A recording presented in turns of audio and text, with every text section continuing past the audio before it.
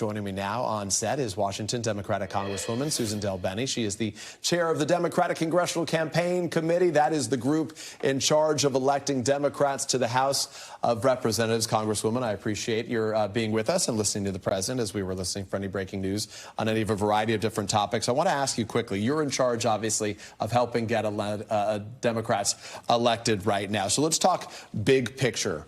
What would you characterize what the Democratic Party stands for right now? Well, I think we stand for the American people, and a huge issue, which we're seeing right now, and a part of the debate on the legislation coming up on Capitol Hill, is making sure we have an economy that works for the American people. Lowering costs, #1 issue last election. The president promised he'd lower costs on day one. It's a broken promise, and congressional Republicans have been rubber stamping his policies that have raised costs to the American people.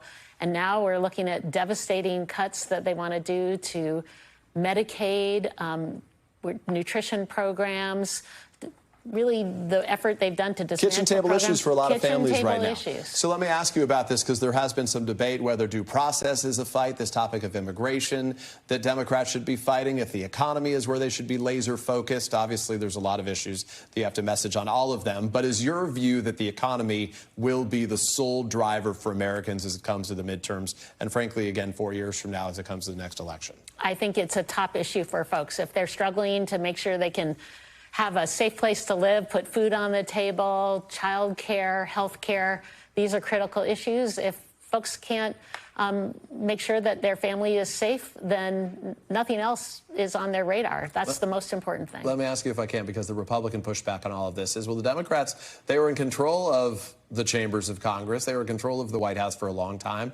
The president, you know how he just continues to use the bully pulpit as a battering ram here. Obviously, the trajectory was good for the economy right now. The Democratic argument, the argument, frankly, from a lot of independent economists right now, is that tariffs are impacting things right now. So is there a message that doesn't relate to Donald Trump? Does this need to be messaged through the lens of Donald Trump, or does it have to be independent of Donald Trump for Democrats to find success? Well, let's be clear. Donald Trump, the tariffs that we've seen in place, the random tariffs, no plan, that's Donald Trump. And it's congressional Republicans, because they've done nothing to stand up and make sure that Congress has a voice. They have rubber stamped the president's agenda, and that's what's impacting families. And the reason you're seeing it in polling numbers, or if you go to town halls and listen to what people are saying, even in Republican districts, they are outraged and they're scared about what they see happening in the economy and programs that they've depended on, Social Security, Medicaid. There's no plan on the Republican side. It is damaging the economy, and it's hurting American families. I think as I speak to Americans around the country, and I was traveling just last week ahead of the president's 100-day marker, you talk to some, and they may have some issues, including one one first-time voter, a community college student in particular, that struck me when I spoke to her. She voted for Donald Trump on that idea that he would improve the economy. She acknowledges it hasn't been what she thought it would be, and she has real concerns about it. But also, when I ask her about Democrats, says, I don't really know what the Democrats are for right now. What is missing in terms of Democratic messaging? Who is the message leader? Who is the voice of the Democratic Party right now? How do Democrats make sure that message breaks through in what is a very challenging environment given the president's megaphone? Well, if I speak on behalf of the House and our candidates and our members, the reason we actually gained seats in a tough election cycle last cycle is because we had strong candidates who are talking directly to their communities about the issues that matter. When you have folks who are talking about why they want to go to Washington, D.C. to make a difference for their communities, and are there having direct conversations with people on the ground, it makes a difference. And that's why we have 14 Democrats in the House who actually won in districts that Donald Trump won in. It's because they are authentic and independent-minded.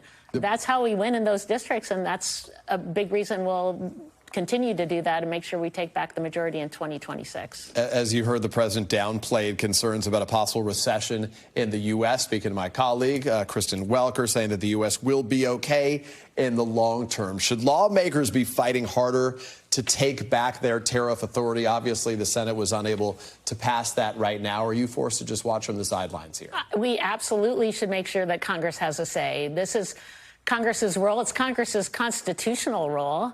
And Republicans seem uninterested in standing up. We put forward legislation to make sure that Congress has a role to prevent or have a say on tariffs.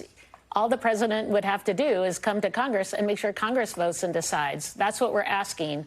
Republicans demanded this in many cases when Joe Biden was president, and there was a bipartisan effort to make sure we were clear on congressional authority, but they seem uninterested now that Donald Trump is president. And we are a co-equal branch of government.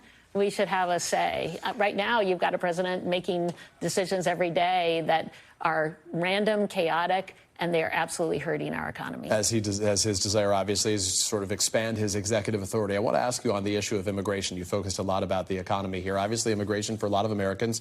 The president said he got elected on two things, the price of groceries and on illegal immigration. He's clearly succeeded in accomplishing what even some Democrats say to me privately, yeah, he has done a good job at slowing the pace of undocumented migrants from entering the country. Can Democrats concede that he has succeeded in that effort, or where do you push back on that? Because you know that's a point that they're going to push Democrats on as the campaign season ratchets up. I think people across the country are extremely concerned. The lack of due process. He seems not interested at all in our laws or obeying the courts. So we are going to continue to stand up for due process across the country. This is critically important to people, and we need to make sure that the president is following the law. He seems uninterested in that.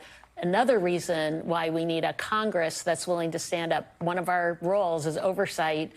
There seems no interest from Republicans in standing up and providing oversight over the actions of this president. Before I let you go, I want to ask you about the topic of impeachment, mostly because we went through that process twice in the first go-around with Donald Trump as president. One of your House Democratic colleagues is talking about impeachment after its defeat in the Senate, after January 6th. Is impeachment something that should be taken off the table? Should Donald Trump be defeated in your eyes at the ballot box only, or is impeachment something that Democrats should again consider? Well, I think actually the number one thing we need to do is take back the majority in the House. If we have a House majority, Speaker Hakeem Jeffries, that is the number one check we can have on this president. We have a Congress that does its job in oversight, make sure that we are focused on important legislation that moves our country forward. That's my focus as chair of the DCCC, but that's one of the most important things we can do to put a check on this president and make sure that we are not only upholding our laws, but moving our country forward. Suzan DelBene, the Democratic Congresswoman from one of the most beautiful parts of Washington State, not far from where I lived for a long time. It's always a pleasure to see you. Thanks for being with us. Thanks. Thanks for watching. Stay updated about breaking news and top stories on the NBC News app or follow us on social media.